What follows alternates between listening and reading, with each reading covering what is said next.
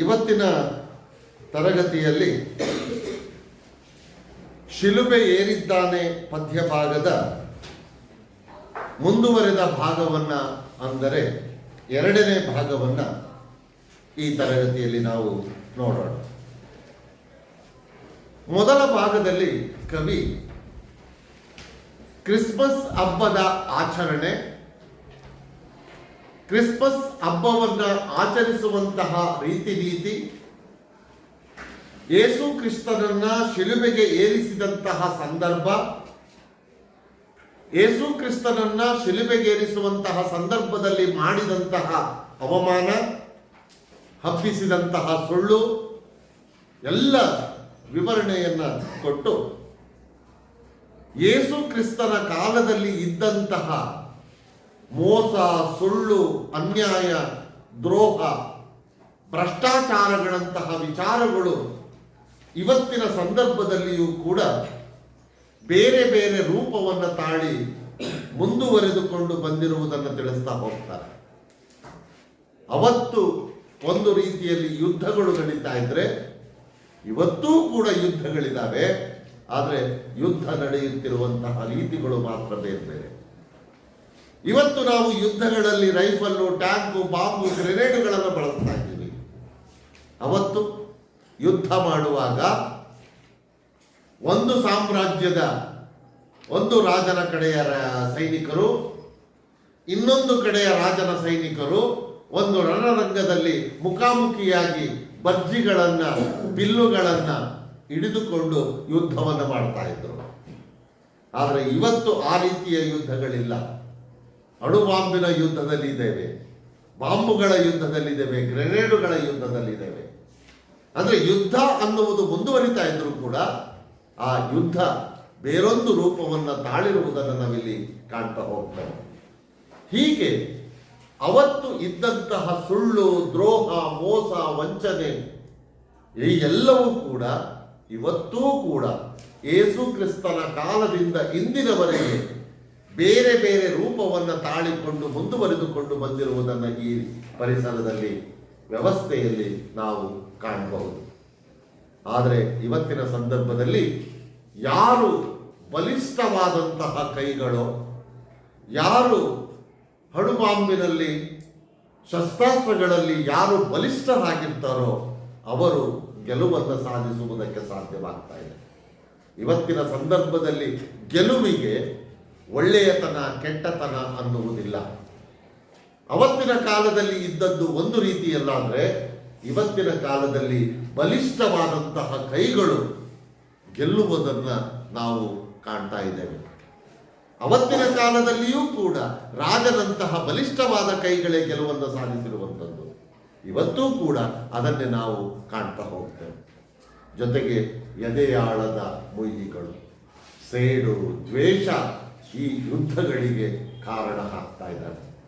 ಜಗಳಗಳಿಗೆ, ಘರ್ಷಣೆಗಳಿಗೆ ಕಾರಣವಾಗುತ್ತಿರುವುದೇ ಮನುಷ್ಯನ ಅಂತರಂಗದಲ್ಲಿರುವಂತಹ ದ್ವೇಷ ಅನ್ನುವುದನ್ನು ಯೇಸು ಕ್ರಿಸ್ತನ ಸಂದರ್ಭವನ್ನು ತಿಳಿಸುತ್ತಾ ಹೀಗೆ ವಿವರಿಸ್ತಾ ಹೋಗ್ತಾರೆ.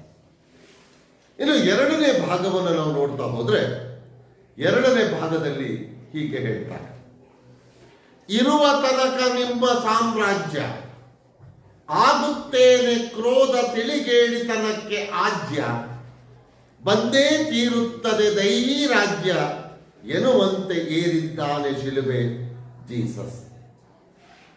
ಇಲ್ಲಿ ಯಾವ ಕಾರಣಕ್ಕಾಗಿ ಜೀಸಸ್ ಶಿಲುಬೆ ಏರಿದ್ದಾನೆ, ಸಾವಿಗೆ ಶರಣಾಗಿದ್ದಾನೆ ಅಂದ್ರೆ ಇರುವ ತನಕ ನಿಮ್ಮ ಸಾಮ್ರಾಜ್ಯ, ನೀವಿರುವ ತನಕ ಮಾತ್ರ ನಿಮ್ಮ ಸಾಮ್ರಾಜ್ಯವಿರುತ್ತೆ. ನೀವು ಹೋದ ಮೇಲೆ, ನೀವು ಸತ್ತ ಮೇಲೆ, ನೀವು ಮರಣವನ್ನಪ್ಪಿದ ಮೇಲೆ ಮತ್ತೊಂದು ಸಾಮ್ರಾಜ್ಯ ಇಲ್ಲಿ ನಿರ್ಮಾಣವಾಗುತ್ತೆ. ನಿಮ್ಮ ಸಾಮ್ರಾಜ್ಯ ಈ ನೆಲದಲ್ಲಿ ಯಾವತ್ತಿಗೂ ಶಾಶ್ವತವಲ್ಲ. ನೀವು ಇರುವವರೆಗೆ ಮಾತ್ರ ನಿಮ್ಮ ಸಾಮ್ರಾಜ್ಯ ಇರುತ್ತೆ. ನೀವು ಗೆಲ್ಲುವವರೆಗೆ ಮಾತ್ರ ನಿಮ್ಮ ಸಾಮ್ರಾಜ್ಯ ಇರುತ್ತೆ. ಯಾರೋ ಬಂದು ನಿಮ್ಮನ್ನ ಸೋಲಿಸಿ ಗೆದ್ರೆ ಅಥವಾ ನೀವು ಮರಣವನ್ನಪ್ಪಿದರೆ ಈ ನೆಲದಲ್ಲಿ ಇನ್ನೊಂದು ಸಾಮ್ರಾಜ್ಯ ಸೃಷ್ಟಿಯಾಗುತ್ತೆ. ಹಾಗಾಗಿ ನೀವಿರುವ ತನಕ ಮಾತ್ರ ಈ ನಿಮ್ಮ ಸಾಮ್ರಾಜ್ಯ ಉಳಿಯುವುದಕ್ಕೆ ಸಾಧ್ಯ. ಹಾಗಾಗಿ ನಾನು ಆಗುತ್ತೇನೆ ಕ್ರೋಧ. ಕ್ರೋಧ ಅಂದರೆ ಕೋಪ, ಸಿಟ್ಟು. ನಾನು ನಿಮ್ಮ ಈ ಕೋಪಕ್ಕೆ, ನಿಮ್ಮ ಈ ಸಿಟ್ಟಿಗೆ ಹಾಗೂ ತಿಳಿಗೇಡಿತನಕ್ಕೆ, ತಿಳಿಗೇಡಿತನ ಅಂದರೆ ದಡ್ಡತನ ಅಂತ. ಒಂದು ಕಡೆ ರಾಜ ಯೇಸು ಕ್ರಿಸ್ತನ ಮೇಲೆ ಮಾಡಿಕೊಂಡಿರುವಂತಹ ಕೋಪ, ಯೇಸು ಕ್ರಿಸ್ತನ ಮೇಲೆ ಮಾಡಿಕೊಂಡಿರುವಂತಹ ಕೋಪಕ್ಕೆ ಕಾರಣವಾದದ್ದು ಆ ರಾಜನಲ್ಲಿರುವಂತಹ ದಡ್ಡತನ. ಬಹುಶಃ ಅವನಲ್ಲಿ ಬುದ್ಧಿವಂತಿಕೆ ಎಂಬುದು ಇದ್ದಿದ್ರೆ ರಾಜ ಯೇಸು ಕ್ರಿಸ್ತನ ಮಾತುಗಳನ್ನ ನಂಬ್ತಿದ್ದ, ಯೇಸು ಕ್ರಿಸ್ತನಿಗೆ ಪ್ರೋತ್ಸಾಹಿಸ್ತಾ ಇದ್ದ, ಬೆಂಬಲವನ್ನ ಕೊಡ್ತಾ ಇದ್ದ.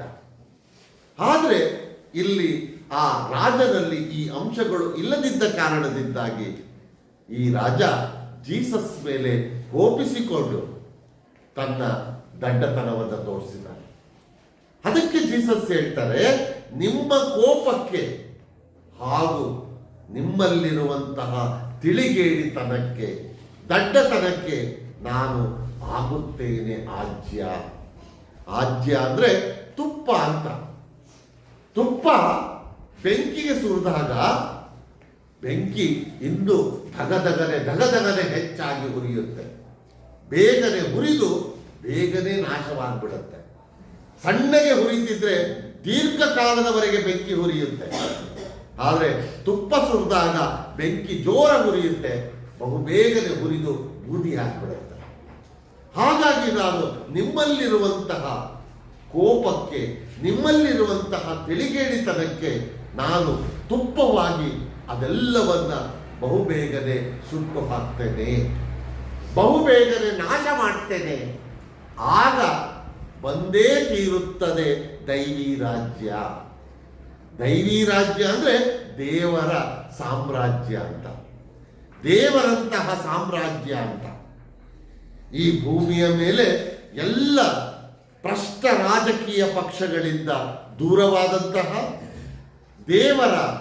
ದೇವರಂತಹ ಸಾಮ್ರಾಜ್ಯವನ್ನು ಸ್ಥಾಪಿಸಬೇಕು ಅನ್ನುವಂತಹ ಕನಸನ್ನು ಕಂಡಿದ್ದಂಥವನು ಯೇಸು ಕ್ರಿಸ್ತ.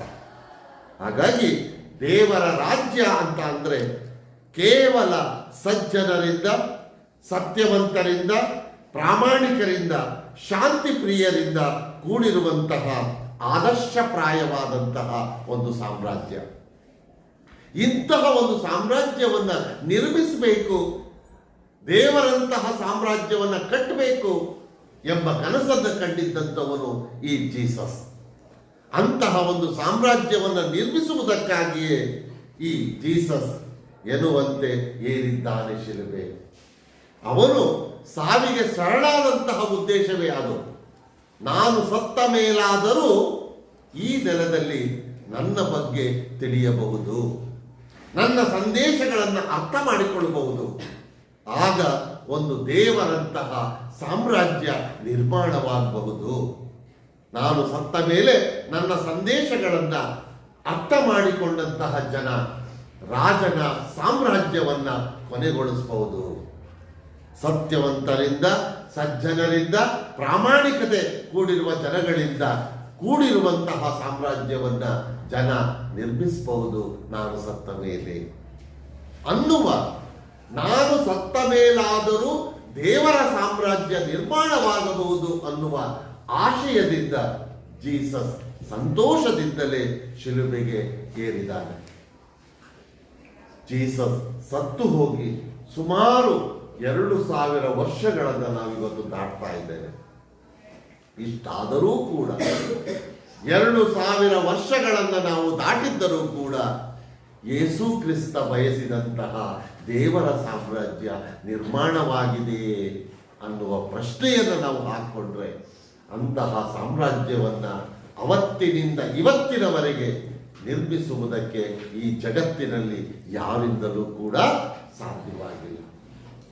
ಯೇಸುವಿನಂತಹ ಮಹಾನ್ ವ್ಯಕ್ತಿಗಳು ಕಾಲ ಕಾಲಕ್ಕೆ ಜನಿಸಿ ಬಂದರೂ ಕೂಡ ಅವರೆಲ್ಲರೂ ಇಂತಹ ಒಂದು ಸಾಮ್ರಾಜ್ಯವನ್ನು ನಿರ್ಮಿಸುವುದಕ್ಕೆ ಪ್ರಯತ್ನಿಸಿದರೂ ಕೂಡ ಇದುವರೆಗೆ ಅಂಥದ್ದೊಂದು ಸಾಮ್ರಾಜ್ಯವನ್ನು ನಿರ್ಮಿಸುವುದಕ್ಕೆ ಯಾರಿಂದಲೂ ಸಾಧ್ಯವಾಗಿಲ್ಲ. ಹಾಗಾಗಿ ಅವತ್ತಿನ ಕಾಲದಲ್ಲಿ ಯಾವ ರೀತಿಯ ಭ್ರಷ್ಟಾಚಾರವಿತ್ತೋ, ಮೋಸವಿತ್ತೋ, ಅನ್ಯಾಯವಿತ್ತೋ, ದುರಾಡಳಿತವಿತ್ತೋ ಆ ಎಲ್ಲವೂ ಕೂಡ ನಿರಂತರವಾಗಿ ಇವತ್ತಿನ ಕಾಲದವರೆಗೂ ಕೂಡ ಮುಂದುವರೆದುಕೊಂಡು ಬಂದಿರುವುದನ್ನು ನಾವು ಕಾಣ್ತಾ ಹೋಗ್ತೇವೆ. ಹಾಗಾಗಿ ಈ ಜೀಸಸ್ ಸಾಯುವಂತಹ ಸಂದರ್ಭದಲ್ಲಿ ತಾನೇ ನಿರ್ಧರಿಸಿಕೊಂಡು, ಇರುವ ತನಕ ನಿಮ್ಮ ಸಾಮ್ರಾಜ್ಯ, ನೀವಿರುವ ತನಕ ನಿಮ್ಮ ಸಾಮ್ರಾಜ್ಯವಿರುತ್ತೆ, ಹಾಗೆ ನಾನು ಇರುವ ತನಕ ನಿಮ್ಮ ಸಾಮ್ರಾಜ್ಯವಿರುತ್ತೆ, ನಾನು ಸತ್ತ ಮೇಲಾದರೂ ನಿಮ್ಮ ಈ ಸಾಮ್ರಾಜ್ಯದಲ್ಲಿ ನನ್ನ ಸಂದೇಶಗಳನ್ನು ಅರ್ಥ ಮಾಡಿಕೊಂಡಂತಹ ಜನ ನಿಮ್ಮ ವಿರುದ್ಧ ತಿರುಗಿ ನಿಂತು ನಿಮ್ಮ ಸಾಮ್ರಾಜ್ಯವನ್ನು ಕೊನೆಗೊಳಿಸಬಹುದು. ಆಗ ನಿಮ್ಮ ತಿಳಿಗೇಡಿತನ, ನಿಮ್ಮ ಕ್ರೋಧ, ಸಿಟ್ಟು, ಈ ಅಂಶಗಳಿಗೆ ನಾನು ತುಪ್ಪವಾಗಿ ನಾಶ ಮಾಡ್ತಾ ಇದ್ದೇನೆ. ನಿನ್ನ ಈ ಸಾಮ್ರಾಜ್ಯವನ್ನು ನಾಶಗೊಳಿಸುವುದಕ್ಕೆ, ನಾಶ ಮಾಡಿದ ಮೇಲಾದರೂ ಸುಂದರವಾದ ದೇವರ ಸಾಮ್ರಾಜ್ಯವನ್ನು ನಿರ್ಮಿಸುವುದಕ್ಕೆ ನಾನು ಶಿಲುಬೆಗೆ ಏರುತ್ತಿದ್ದೇನೆ, ಸಾವಿಗೆ ಶರಣಾಗ್ತಾ ಇದ್ದೇನೆ. ಹೀಗೆ ದೇವರ ಸಾಮ್ರಾಜ್ಯವನ್ನು ನಿರ್ಮಿಸುವಂತಹ ಒಂದು ಕನಸಿನಲ್ಲಿ ಜೀಸಸ್ ಶಿಲುಬೆಗೆ ಏರಿರುವುದನ್ನು ನಾವಿವತ್ತು ಕಾಣ್ತಾ ಇದ್ದೇವೆ. ಆದರೆ ಜೀಸಸ್ ಸತ್ತು 2000 ವರ್ಷಗಳಾಗಿದ್ದರೂ ಕೂಡ ಜೀಸಸ್ ಬಯಸಿದಂತಹ ಸಾಮ್ರಾಜ್ಯ ಇನ್ನೂ ಕೂಡ ನಿರ್ಮಾಣವಾಗಿಲ್ಲ ಅನ್ನುವುದೇ ಇವತ್ತಿನ ವ್ಯವಸ್ಥೆಯಲ್ಲಿರುವಂತಹ ದುರಂತ. ಹಾಗಾದರೆ ಯೇಸು ಕ್ರಿಸ್ತ ಸಾರಿದಂತಹ ಸತ್ಯದ ಸಂದೇಶಗಳು ಪ್ರತಿನಿತ್ಯವೂ ಎಲ್ಲೆಲ್ಲಿ ಸಾಯುತ್ತಿವೆ,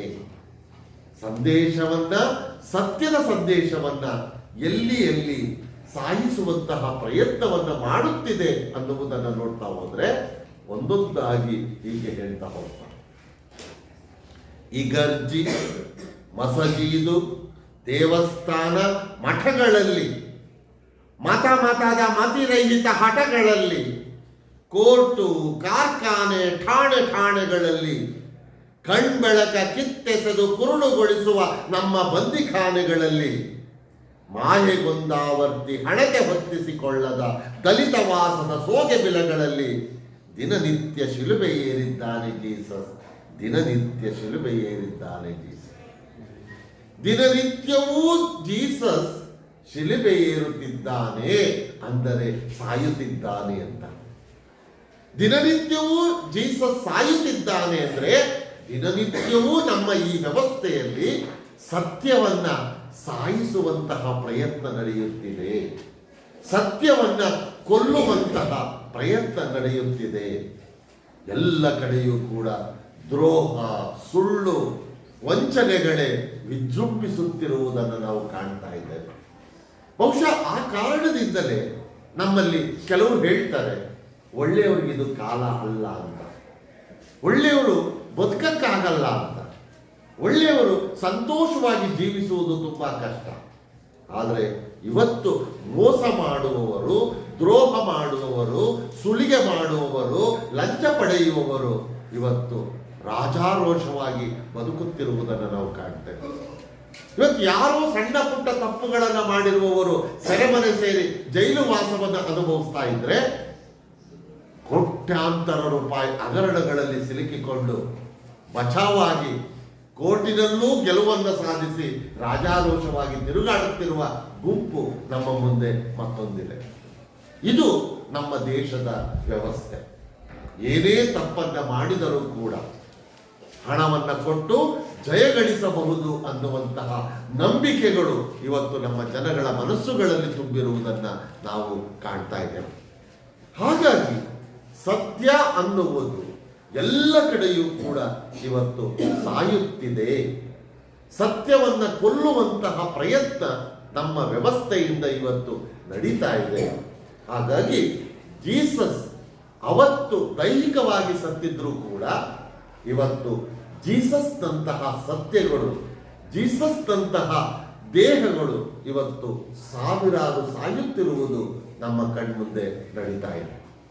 ಹೀಗಾಗಿ ಒಂದೊಂದೇ ಸಂದರ್ಭಗಳನ್ನು ಹೀಗೆ ವಿವರಿಸ್ತಾ ಹೋಗ್ತಾರೆ. ಇಗರ್ಜಿ ಅಂದ್ರೆ ಚರ್ಚು ಅಂತ. ಚರ್ಚುಗಳಲ್ಲಿ, ಮಸೀದಿಗಳಲ್ಲಿ, ದೇವಸ್ಥಾನ, ದೇವಾಲಯಗಳಲ್ಲಿ, ಮಠಗಳಲ್ಲಿ, ಚರ್ಚು, ಮಸೀದಿ, ದೇವಸ್ಥಾನ, ಮಠಗಳಲ್ಲಿ, ಮತದ ಮತಿರಹಿತ ಹಠಗಳಲ್ಲಿ. ಮತ ಅಂದ್ರೆ ಜಾತಿ ಪಂಗಡಗಳೆಂಬ ಹಠಗಳಲ್ಲಿ, ಇವೆಲ್ಲವೂ ಕೂಡ ಕ್ರಿಶ್ಚಿಯನ್ನರು ನಾವು ಶ್ರೇಷ್ಠ ಎಂದು ಹೇಳಿಕೊಂಡ್ರೆ, ಮುಸ್ಲಿಮರು ನಾವು ಶ್ರೇಷ್ಠ ಅಂದ್ಕೊಳ್ತಾರೆ, ಹಿಂದೂಗಳು ನಾವು ಶ್ರೇಷ್ಠ ಅಂದ್ಕೊಳ್ತಾರೆ. ಈ ಎಲ್ಲ ಸ್ಥಳಗಳಲ್ಲಿಯೂ ಕೂಡ ಜಾತಿ ವಿಜೃಂಭಿಸುತ್ತಿರುವುದನ್ನ, ನಮ್ಮ ಜಾತಿಯೇ ಶ್ರೇಷ್ಠ ಎಂಬ ಭಾವನೆ ತುಂಬಿಕೊಂಡಿರುವುದನ್ನು ನಾವು ಕಾಣ್ತಾ ಇದ್ದೇವೆ. ಅವರಿಗೆ ಮಸೀದಿ ಶ್ರೇಷ್ಠವಾದರೆ ಕ್ರಿಶ್ಚಿಯನ್ನರಿಗೆ ಚರ್ಚು ಶ್ರೇಷ್ಠವಾಗುತ್ತೆ, ಹಿಂದೂಗಳಿಗೆ ದೇವಾಲಯ ಶ್ರೇಷ್ಠವಾಗುತ್ತೆ. ಆದರೆ ಎಲ್ಲರಿಗೂ ಅವರವರದೇ ಆದಂತಹ ಧರ್ಮಗಳು ಶ್ರೇಷ್ಠ ಅನ್ನುವ ಧರ್ಮೀಯ ಭಾವನೆಗಳು ತುಂಬಿಕೊಂಡಿರುವುದರಿಂದ ಅವರಿಗೆ ಇನ್ನೊಂದು ಧರ್ಮವನ್ನ ಪ್ರೀತಿಸುವಂತಹ ಮನೋಭಾವ ಸೃಷ್ಟಿ ಆಗ್ತಾ ಇಲ್ಲ. ಇದು ಇನ್ನೊಂದು ಧರ್ಮವನ್ನ, ಇನ್ನೊಂದು ಜಾತಿಯನ್ನ ದ್ವೇಷಿಸುವಂತಹ ಭಾವನೆಗಳನ್ನ ನಮ್ಮಲ್ಲಿ ಹುಟ್ಟು ಹಾಕ್ತಾ ಇದೆ. ಅದು ಸಹಜವಾಗಿಯೇ ಗೊತ್ತೋ ಗೊತ್ತಿಲ್ಲದೆಯೋ ಇನ್ನೊಂದು ಧರ್ಮದವರನ್ನ ದ್ವೇಷಿಸುವಂತಹ ಭಾವನೆ ನಮ್ಮ ಮನಸ್ಸುಗಳಲ್ಲಿ ಉತ್ಪತ್ತಿಯಾಗ್ತಾ ಇದೆ.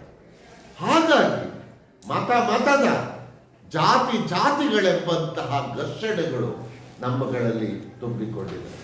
ಅದಕ್ಕೆ ಕಾರಣ ಮತಿರಹಿತ. ಮತಿ ಅಂದ್ರೆ ಬುದ್ಧಿ ಅಂತ. ಬುದ್ಧಿ ಇಲ್ಲದೆ ಇರುವಂತಹ ಹಠಗಳಿಗೆ ನಾವು ಬಿದ್ದಿದ್ದೇವೆ. ಬೌದ್ಧಿಕವಾಗಿ ನಾವು ಯೋಚನೆಯನ್ನು ಮಾಡಿದ್ರೆ ನಮಗೆ ಗೊತ್ತಾಗುತ್ತೆ ಇನ್ನೊಂದು ಧರ್ಮವನ್ನ ಪ್ರೀತಿಸಬೇಕು ಅಂತ. ಬಹುಶಃ ಧರ್ಮ ಅನ್ನುವ ಪದದ ಅರ್ಥವನ್ನು ನೀವು ಕಂಡುಕೊಂಡ್ರೆ ಗೊತ್ತಾಗುತ್ತೆ.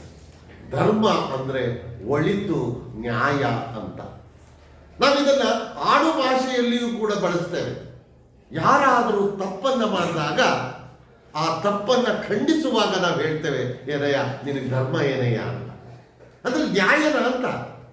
ಧರ್ಮ ಅನ್ನುವ ಪದಕ್ಕೆ ಇರುವಂತಹ ಅರ್ಥವೇ ನ್ಯಾಯ, ಒಳ್ಳೆಯತನ ಅಂತ. ಆದರೆ ನಾವಿವತ್ತು ಧರ್ಮ ಅನ್ನುವಂತಹ ಪದವನ್ನ ಜಾತಿ ಸೂಚಕವಾಗಿ, ಪಂಗಡ ಸೂಚಕವಾಗಿ ನಾವಿವತ್ತು ಬಳಸ್ತಾ ಇದ್ದೇವೆ. ನಾವೇ ಶ್ರೇಷ್ಠ ಅನ್ನುವ ಭಾವನೆಗಳನ್ನ ಸೃಷ್ಟಿ ಮಾಡಿಕೊಂಡಿದ್ದೇವೆ. ಆದರೆ ಈ ಜಗತ್ತಿನಲ್ಲಿ ಎಲ್ಲಾ ಧರ್ಮಗಳು ಕೂಡ ಸೃಷ್ಟಿಯಾದಾಗ, ಹುಟ್ಟಿದಾಗ ಆ ಎಲ್ಲಾ ಧರ್ಮಗಳು ಕೂಡ ಸಮಾಜಕ್ಕೆ ಒಳಿತನ್ನ ಮಾಡಬೇಕು ಅನ್ನುವಂತಹ ಉದ್ದೇಶದಿಂದಲೇ ಆ ಧರ್ಮಗಳು ಹುಟ್ಟಿದ್ದು. ಧರ್ಮಗಳು ಯಾವುದೋ ಒಂದು ವ್ಯಕ್ತಿ ಬೆಳೆದು ದೊಡ್ಡವರಾದ ಮೇಲೆ ಹುಟ್ಟಿದ್ದು. ಈಗ ಯೇಸು ಕ್ರಿಸ್ತ ಇದ್ದಂತಹ ಸಂದರ್ಭದಲ್ಲಿ ಕ್ರಿಶ್ಚಿಯನ್ ಧರ್ಮ ಹುಟ್ಟಿರಲಿಲ್ಲ. ಯೇಸು ಕ್ರಿಸ್ತ ಸತ್ತ ಮೇಲೆ ಯೇಸು ಕ್ರಿಸ್ತನ ಅನುಯಾಯಿಗಳು ಕ್ರಿಶ್ಚಿಯನ್ ಧರ್ಮವನ್ನ ಹುಟ್ಟು ಹಾಕಿದ್ರು. ಹಾಗೆ ಎಲ್ಲಾ ಧರ್ಮಗಳು ಕೂಡ ಸಮಾಜಕ್ಕೆ ಒಳ್ಳೆಯದನ್ನ ಮಾಡಬೇಕು, ಸಮಾಜಕ್ಕೆ ಒಳಿತನ್ನ ಮಾಡಬೇಕು, ಎಲ್ಲರನ್ನ ಸಮಾನವಾದಂತಹ ದೃಷ್ಟಿಕೋನದಿಂದ ನೋಡಬೇಕು ಅಂತ ಹುಟ್ಟಿಕೊಂಡಂತವೇ ಈ ಧರ್ಮಗಳು. ಆದರೆ ನಾವಿವತ್ತು ನಮ್ಮ ಧರ್ಮವೇ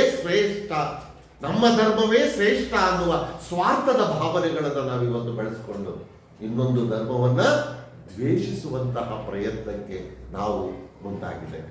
ಇದಕ್ಕೆ ಕಾರಣ ಬುದ್ಧಿ ಇಲ್ಲದೆ ಇರುವಂಥದ್ದು, ಧರ್ಮ ಸಹಿಷ್ಣುತೆ ಇಲ್ಲದೆ ಇರತಕ್ಕಂಥದ್ದೇ ಈ ಎಲ್ಲ ದ್ವೇಷಗಳಿಗೆ ಇವತ್ತು ಕಾರಣ ಆಗಿರುವಂಥದ್ದು.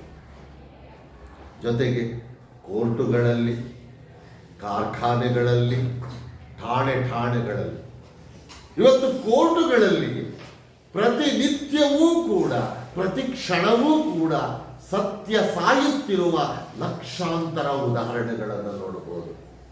ಇವತ್ತು ಎಷ್ಟೋ ಜನ ನ್ಯಾಯವನ್ನ ವಾದಿಸುವಂತಹ ನ್ಯಾಯವಾದಿಗಳು ಹಣವನ್ನ ಪಡೆದು ಸುಳ್ಳನ್ನ ಸತ್ಯ ಮಾಡ್ತಿದ್ದಾರೆ, ಸತ್ಯವನ್ನ ಸುಳ್ಳು ಮಾಡ್ತಿದ್ದಾರೆ. ಹಾಗಾಗಿ ಇವತ್ತು ಎಷ್ಟೋ ಜನ ನಿರಪರಾಧಿಗಳಿಗೆ ಶಿಕ್ಷೆ ಆಗ್ತಾ ಇದೆ, ಅಪರಾಧಿಗಳಿಗೆ ಇವತ್ತು ಶಿಕ್ಷೆ ಆಗ್ತಾ ಇಲ್ಲ. ಅದಕ್ಕೆ ಕಾರಣ ನಮ್ಮ ಕಾನೂನಿನ ವ್ಯವಸ್ಥೆ. ಒಳ್ಳೆಯವರು, ನಿಷ್ಠಾವಂತರು ಗೆಲ್ಲುವುದಕ್ಕೆ ಸಾಧ್ಯ ಆಗ್ತಾ ಇಲ್ಲ. ಯಾರೋ ಸುಳ್ಳುಗಾರರು, ಮೋಸಗಾರರು, ದ್ರೋಹಿಗಳು, ಭ್ರಷ್ಟಾಚಾರಿಗಳು, ಅತ್ಯಾಚಾರವನ್ನು ಮಾಡಿದಂಥವರು ಇವತ್ತು ಹಣದಿಂದ ಗೆದ್ದು ಬರುತ್ತಿರುವುದನ್ನು ನಾವು ಕಾಣ್ತಾ ಇದ್ದೇವೆ. ಹಾಗಾಗಿ ಸತ್ಯಕ್ಕೆ ಬೆಲೆ ಇಲ್ಲ ಅನ್ನುವಂತಹ ಪರಿಸ್ಥಿತಿ ಸೃಷ್ಟಿಯಾಗಿರುವುದನ್ನು ನಾವು ಇವತ್ತು ಕಾಣಬಹುದು. ಹಾಗೆ ಕೋರ್ಟುಗಳಲ್ಲಿಯೂ ಕೂಡ ಸತ್ಯ ಸಾಯುತ್ತಿದೆ. ಎಷ್ಟೋ ಜನ ಅಮಾಯಕರನ್ನ ಹೆಚ್ಚಾಗಿ ದುಡಿಸಿಕೊಂಡು ಸರಿಯಾದ ಕೂಲಿಯನ್ನು ಕೊಡದೆ ಅಮಾಯಕರನ್ನ, ಕೂಲಿ ಕಾರ್ಮಿಕರನ್ನ ವಂಚಿಸುತ್ತಿರುವಂತಹ ಎಷ್ಟೋ ಜನ ಮಾಲೀಕರು, ಬಂಡವಾಳಶಾಹಿಗಳು ನಮ್ಮ ನಡುವೆ ಇದ್ದಾರೆ. ಬಂಡವಾಳಶಾಹಿಗಳು ಮಾತ್ರ ಇವತ್ತು, ಉದ್ಯಮಿಗಳು ಮಾತ್ರ ಇವತ್ತು ಶ್ರೀಮಂತರಾಗ್ತಾ ಇದ್ದಾರೆ. ಆದರೆ ಬಡವರು ಎಷ್ಟೇ ದುಡಿದರೂ ಕೂಡ, ಎಷ್ಟೇ ನಿಯತ್ತಿನಿಂದ ದುಡಿದರೂ ಕೂಡ ಅವರು ತನ್ನ ಬದುಕನ್ನು ಸುಂದರವಾಗಿ ಕಟ್ಟಿಕೊಳ್ಳುವುದಕ್ಕೆ ಸಾಧ್ಯವಾಗ್ತಾ ಇಲ್ಲ. ಹಾಗೆ ಕಾರ್ಖಾನೆಗಳಲ್ಲಿ ಉತ್ಪತ್ತಿಯಾಗುತ್ತಿರುವಂತಹ ಕಳಪೆ ವಸ್ತುಗಳು, ಇವತ್ತು ಎಷ್ಟೋ ಕಳಪೆ ವಸ್ತುಗಳು ಮಾರುಕಟ್ಟೆಗೆ ಬಂದು ಜನಗಳ ಆರೋಗ್ಯವನ್ನ, ಮನಸ್ಥಿತಿಯನ್ನ ಕೆಡಿಸುತ್ತಿರುವುದನ್ನು ನಾವು ಕಾಣಬಹುದು. ಅವಕ್ಕೆಲ್ಲ ಕಾರಣಗಳೇ ಈ ಕಾರ್ಖಾನೆಗಳು. ಇವತ್ತು ಕಾರ್ಖಾನೆಗಳಲ್ಲಿಯೂ ಕೂಡ ಪ್ರತಿ ಕ್ಷಣವೂ ಕೂಡ ಸತ್ಯ ಸಾಯುತ್ತಿರುವುದನ್ನು ನಾವು ಕಾಣಬಹುದು. ಹಾಗೆ ಠಾಣೆಗಳಲ್ಲಿ, ಆರಕ್ಷಕ ಠಾಣೆ ಅಂತ ಕರೀತಾರೆ, ಪೊಲೀಸ್ ಸ್ಟೇಷನ್, ಇವತ್ತು ಅಲ್ಲಿ ಎಷ್ಟರ ಮಟ್ಟಿಗೆ ನ್ಯಾಯ ನಡೆಯುತ್ತೆ? ಅಲ್ಲಿರುವಂತಹ ಅಧಿಕಾರಿಗಳು ಎಷ್ಟರ ಮಟ್ಟಿಗೆ ನ್ಯಾಯ ನಿಷ್ಠೆಯಿಂದ ಕೆಲಸವನ್ನು ಮಾಡ್ತಾರೆ?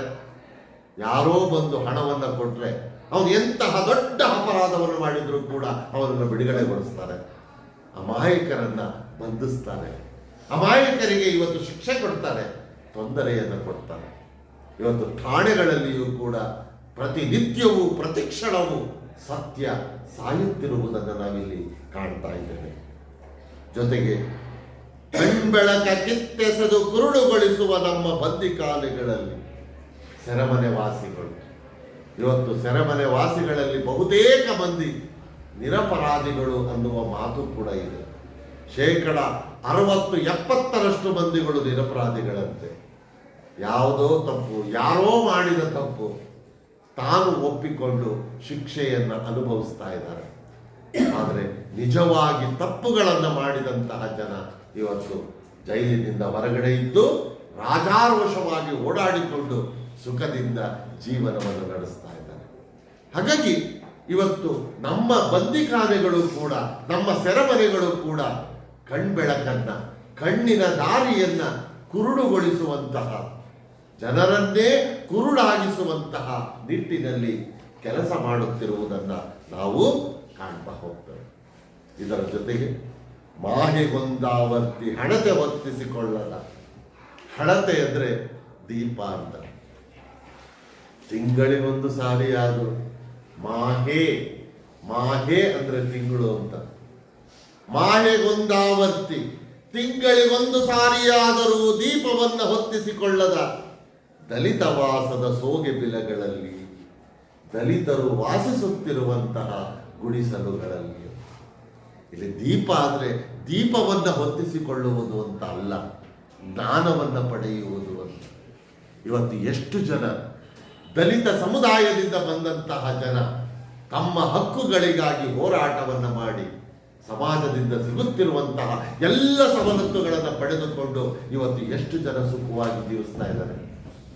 ಎಷ್ಟೋ ಕಾನೂನುಗಳು, ಎಷ್ಟೋ ಯೋಜನೆಗಳು, ಎಷ್ಟೋ ಸವಲತ್ತುಗಳು ಇದ್ದಾವೆ ಅನ್ನುವುದೇ ಇವತ್ತು ಬಹುತೇಕ ದಲಿತರಿಗೆ ಗೊತ್ತಿಲ್ಲದೆ ಕಷ್ಟದ ಜೀವನವನ್ನ, ಜ್ಞಾನವನ್ನು ಪಡೆಯದೆ, ವೈಚಾರಿಕ ಪ್ರಜ್ಞೆಯನ್ನು ಬೆಳೆಸಿಕೊಳ್ಳದೆ ನೋವಿನ ಕಷ್ಟದ ಜೀವನವನ್ನು ನಡೆಸುತ್ತಿರುವುದನ್ನು ನಾವು ಬಹುತೇಕ ದಲಿತರ ಮನೆಗಳಲ್ಲಿ ನಾವಿವತ್ತು ಕಾಣಬಹುದು. ಅಂದ್ರೆ ತಿಂಗಳಿಗೊಂದು ಸಾರಿಯಾದರೂ ಬೆಳಕನ್ನು ಕಾಣದ, ಜ್ಞಾನವನ್ನು ಪಡೆಯದಂತಹ ಎಷ್ಟೋ ಜನ ದಲಿತರು ನಮ್ಮ ನಡುವೆ ಜೀವಿಸ್ತಾ ಇದ್ದಾರೆ. ಹೀಗೆ ಈ ಎಲ್ಲ ಕಡೆಗಳಲ್ಲಿಯೂ ಕೂಡ ಪ್ರತಿನಿತ್ಯ ಸತ್ಯ ಸಾಯುತ್ತಿರುವುದನ್ನು ನಾವು ಗಮನಿಸಬಹುದು. ಇಲ್ಲಿ ಜೀಸಸ್ ಸಾಯುತ್ತಿದ್ದಾನೆ ಅಂದ್ರೆ ಜೀಸಸ್ ಅನ್ನುವ ಪದಕ್ಕೆ ಪರ್ಯಾಯವಾಗಿ ಸತ್ಯ ಅಂತ ನಾವು ತಗೋಬೇಕಾಗುತ್ತೆ. ಸತ್ಯ ಪ್ರತಿನಿತ್ಯವೂ ಕೂಡ ಮಸೀದಿಗಳಲ್ಲಿ, ಚರ್ಚುಗಳಲ್ಲಿ, ದೇವಸ್ಥಾನಗಳಲ್ಲಿ, ಮಠಗಳಲ್ಲಿ, ಎಲ್ಲ ಕಡೆಗಳಲ್ಲಿಯೂ ಕೂಡ ಪ್ರತಿನಿತ್ಯವೂ ಜಾತಿಯ ಸಂಘರ್ಷಗಳು ಉಂಟಾಗಿ ನಮ್ಮದೇ ಜಾತಿ ಶ್ರೇಷ್ಠ, ನಮ್ಮದೇ ಧರ್ಮ ಶ್ರೇಷ್ಠ ಎಂಬಂತಹ ಬುದ್ಧಿ ಇಲ್ಲದಂತಹ ಹಠಗಳಿಗೆ ನಾವಿವತ್ತು ಬಿದ್ದಿದ್ದೇವೆ. ಎಲ್ಲ ಧರ್ಮಗಳು ಕೂಡ ಉಪದೇಶ ಮಾಡುವುದು ನಮ್ಮ ಧರ್ಮವೇ ಶ್ರೇಷ್ಠವಾದದ್ದು, ಇನ್ನೊಂದು ಧರ್ಮ ಕನಿಷ್ಠವಾದದ್ದು ಅಂತ ನಾವು ವಾದ ಮಾಡ್ತಾ ಹೋಗ್ತೇವೆ. ಆದರೆ ಎಲ್ಲ ಧರ್ಮಗಳು ಕೂಡ ಹುಟ್ಟಿಕೊಂಡದ್ದು ಜಗತ್ತಿನ ಒಳಿತಿಗಾಗಿ ಅನ್ನುವ ಸತ್ಯ ಬಹುತೇಕರಿಗೆ ಗೊತ್ತಿಲ್ಲ. ಆದರೂ ನಾವು ಇನ್ನೊಂದು ಧರ್ಮವನ್ನು ದ್ವೇಷಿಸ್ತೇವೆ, ಇನ್ನೊಂದು ಧರ್ಮದ ಜನಗಳನ್ನು ದ್ವೇಷಿಸ್ತೇವೆ, ಅವಮಾನಿಸ್ತೇವೆ. ಈ ಸಂಘರ್ಷ ದಿನನಿತ್ಯ ನಡೆಯುತ್ತಿರುವುದನ್ನು ನಾವಿವತ್ತು ಕಾಣ್ತಾ ಇದ್ದೇವೆ. ಹೀಗಾಗಿ ಸತ್ಯ ಅನ್ನುವುದು ಜೀಸಸ್ ಎಂಬಂತಹ ಸತ್ಯ ಪ್ರತಿನಿತ್ಯವೂ ಕೂಡ ನಮ್ಮ ಈ ವ್ಯವಸ್ಥೆಯಲ್ಲಿ ಸಾಯ್ತಾ ಇದೆ. ಕೋರ್ಟುಗಳಲ್ಲಿ ಸತ್ಯ ಸಾಯ್ತಾ ಇದೆ, ಕಾರ್ಖಾನೆಗಳಲ್ಲಿ ಸತ್ಯ ಸಾಯ್ತಾ ಇದೆ, ಠಾಣೆಗಳಲ್ಲಿ ಪ್ರತಿನಿತ್ಯವೂ ಕೂಡ ಸತ್ಯ ಸಾಯ್ತಾ ಇದೆ. ನಮ್ಮ ಬಂದಿಖಾನೆಗಳಲ್ಲಿ, ಸೆರೆಮನೆಗಳಲ್ಲಿಯೂ ಕೂಡ ಸತ್ಯ ಸಾಯ್ತಾ ಇದೆ. ಹೀಗೆ ತಿಂಗಳಿಗೊಂದು ಸಾರಿಯಾದರೂ ಕೂಡ ದೀಪವೆಂಬ ಜ್ಞಾನವನ್ನು ಗಳಿಸದಂತಹ ಎಷ್ಟೋ ದಲಿತ ಕುಟುಂಬಗಳು ಇವತ್ತು ನಮ್ಮ ನಡುವೆ ವಾಸವಾಗಿದ್ದಾವೆ. ಹಾಗಾಗಿ ಈ ಎಲ್ಲ ಸ್ಥಳಗಳಲ್ಲಿಯೂ ಕೂಡ ದಿನನಿತ್ಯ ಶಿಲುಬೆ ಏರಿದ್ದಾನೆ. ದಿನನಿತ್ಯವೂ ಕೂಡ ಸತ್ಯವನ್ನ ಕೊಲ್ಲುವಂತಹ ಪ್ರಯತ್ನ ನಡೀತಾ ಇದೆ. ಜೊತೆಗೆ ದಿನನಿತ್ಯವೂ ಕೂಡ ಸತ್ಯ ಸಾಯುತ್ತಿದೆ ಅನ್ನುವಂಥದ್ದು ವಾಸ್ತವಾಂಶ. ಆದರೂ ಕೂಡ ಪ್ರತಿ ವರ್ಷ ಕ್ರಿಸ್ಮಸ್ ಹಬ್ಬ ಬರುತ್ತೆ. ಪ್ರತಿ ವರ್ಷವೂ ಕೂಡ ಕ್ರಿಶ್ಚಿಯನ್ನರು ಕ್ರಿಸ್ಮಸ್ ಹಬ್ಬವನ್ನ ಬಹಳ ಸಂಭ್ರಮದಿಂದ ಆಚರಣೆ ಮಾಡ್ತಾರೆ. ಪ್ರತಿ ವರ್ಷವೂ ಕೂಡ ಅವರಲ್ಲಿ ಒಂದು ಕನಸಿರುತ್ತೆ. ಆ ಕನಸೇನು? ಅಸಂಖ್ಯ ಕ್ರಿಸ್ಮಸ್ಸುಗಳ ಹರಸಿ, ಶೋಷಿತರ ಕಂಬನಿಯನ್ನೊರೆಸಿ, ಸತ್ಯಕ್ಕೆ ಹೊಸ ಕವಲುಗಳ ತೆರೆಸಿ ಜೀಸಸ್ ಹುಟ್ಟಿ ಬರ್ತಾನೆ ಅನ್ನುವ ಒಂದು ಬರುವಿಕೆಗಾಗಿ ಕ್ರಿಸ್ಮಸ್ ಹಬ್ಬವನ್ನು ಪ್ರತಿ ವರ್ಷ ಆಚರಿಸುತ್ತಿರುವುದನ್ನು ನಾವು ಕಾಣ್ತೇವೆ. ಅಸಂಖ್ಯ ಕ್ರಿಸ್ಮಸ್ಸುಗಳ ಹರಸಿ, ಯೇಸು ಕ್ರಿಸ್ತ ಸತ್ತ ಮೇಲೆ ಸುಮಾರು 2000 ಕ್ರಿಸ್ಮಸ್ ಹಬ್ಬಗಳು ಬಂದು ಹೋಗಿದ್ದಾವೆ. ಆ ಎಲ್ಲ ಕ್ರಿಸ್ಮಸ್ ಹಬ್ಬಗಳನ್ನ ಆಚರಿಸಿಕೊಂಡು ಕ್ರಿಶ್ಚಿಯನ್ನರು ಬಂದಿದ್ದಾರೆ. ಕ್ರಿಶ್ಚಿಯನ್ನರು ಪ್ರತಿಯೊಬ್ಬರೂ ತಮ್ಮ ಮನದಲ್ಲಿ ಭಾವಿಸಿಕೊಳ್ತಾರೆ, ಯೇಸು ಕ್ರಿಸ್ತ ನಮಗೆ ಆಶೀರ್ವದಿಸಿದ್ದಾನೆ, ಯೇಸು ಕ್ರಿಸ್ತ ನಮಗೆ ಆಶೀರ್ವದಿಸಿದ್ದಾನೆ ಅಂತ ಭಾವಿಸಿಕೊಳ್ತಾರೆ. ಹಾಗೆ ಶೋಷಿತರ ಕಂಬನಿಯನ್ನೊರೆಸಿ, ಶೋಷಣೆಗೆ ಒಳಗಾದಂತಹ ಜನಗಳಿಗೆ ಅವರ ಕಣ್ಣೀರನ್ನು ಹೊರೆಸಿ ನೆಮ್ಮದಿಯನ್ನು ಕೊಡ್ತಾನೆ ಅಂತ ಅವರು ಭಾವಿಸಿಕೊಳ್ತಾರೆ. ಅಥವಾ ಶೋಷಣೆಗೆ ಒಳಗಾಗುತ್ತಿರುವಂತಹ ಜನಗಳ ಕಣ್ಣೀರನ್ನು ಹೊರೆಸಲು ಯೇಸು ಕ್ರಿಸ್ತ ಹುಟ್ಟಿ ಬರಲಿ ಎಂಬ ಪ್ರಾರ್ಥನೆಯನ್ನು ಮಾಡ್ತಾರೆ. ಎಷ್ಟೇ ಪ್ರಾರ್ಥನೆಯನ್ನು ಮಾಡಿದ್ರೂ ಕೂಡ ಜೊತೆಗೆ ಸತ್ಯಕ್ಕೆ ಹೊಸ ಕವಲುಗಳ ತೆರೆಸಿ, ಈಗಿರುವ ನಾವು ಯಾವುದನ್ನ ಇವತ್ತಿನ ಸಂದರ್ಭದಲ್ಲಿ ಸತ್ಯ ಎಂದು ಭಾವಿಸಿಕೊಂಡಿದ್ದೇವೆಯೋ ಆ ಸತ್ಯದ ಹೊಸ ರೂಪವನ್ನ ನಮಗೆ ತೋರಿಸಿಕೊಟ್ಟು, ಇವತ್ತು ನಾವು ತಿಳಿದಿರುವಂಥದ್ದನ್ನೆಲ್ಲವನ್ನೂ ಕೂಡ ಸತ್ಯ ಅಂತ ಅಂದ್ಕೊಳ್ತೇವೆ. ಆದರೆ ನಾವು ಸತ್ಯ ಎಂದು ಭಾವಿಸಿಕೊಂಡಿರುವಂತಹ ಎಷ್ಟೋ ವಿಷಯಗಳಲ್ಲಿ ಸುಳ್ಳು ಕೂಡ ಇರುತ್ತೆ. ಸುಳ್ಳು ಎಂದು ಭಾವಿಸಿಕೊಂಡಿರುವಂತಹ ವಿಷಯಗಳಲ್ಲಿ ಎಷ್ಟೋ ಸತ್ಯವೂ ಕೂಡ ಇರುತ್ತೆ. ಇವತ್ತು ನಾವು ಯಾವ ಪರಿಸ್ಥಿತಿಯಲ್ಲಿ ಸಿಲುಕಿಕೊಂಡಿದ್ದೇವೆ ಅಂತ ಹೇಳಿದ್ರೆ, ಎಷ್ಟೋ ವಿಷಯಗಳನ್ನ ಸತ್ಯ ಎಂದು ನಂಬಲಾಗದೆ, ಸುಳ್ಳು ಎಂದು ನಂಬಲಾಗದೆ, ಏನೂ ಅರ್ಥವಾಗದೆ ಬದುಕುತ್ತಿರುವುದೇ ಇವತ್ತಿನ ಸಂದರ್ಭಗಳಲ್ಲಿ ಹೆಚ್ಚು. ಬಹುತೇಕ ಮಂದಿ ಸತ್ಯವನ್ನ ಅರಿತುಕೊಳ್ಳುವುದರಲ್ಲಿ ಇವತ್ತು ವಿಫಲರಾಗ್ತಾ ಇದ್ದಾರೆ. ಯಾವುದು ನಿಜವಾದ ಸತ್ಯ, ಯಾವುದು ನಿಜವಾಗಿ ಸುಳ್ಳು, ಇದನ್ನ ಅರ್ಥ ಮಾಡಿಕೊಳ್ಳುವುದರಲ್ಲಿ ನಾವೆಲ್ಲರೂ ಕೂಡ ಸೋಲ್ತಾ ಇದ್ದೇವೆ. ಹಾಗಾಗಿ ಸತ್ಯಕ್ಕೆ ಹೊಸ ಕವಲುಗಳ ತೆರೆಸಿ, ನಾವೇನು ಸತ್ಯ ಅಂತ ಇವತ್ತು ಭಾವಿಸಿಕೊಂಡಿದ್ದೇವೆ ಅವುಗಳ ಹೊಸ ಹೊಸ ರೂಪಗಳನ್ನು ನಮಗೆ ತೋರಿಸಲು, ನಿಜವಾಗಿಯೂ ಸತ್ಯ ಯಾವುದು ಎಂಬುದನ್ನು ನಮಗೆ ಅರ್ಥೈಸಿಕೊಡಲು ಈ ಜೀಸಸ್ ಮತ್ತೊಮ್ಮೆ ಹುಟ್ಟಿ ಬರಬೇಕು.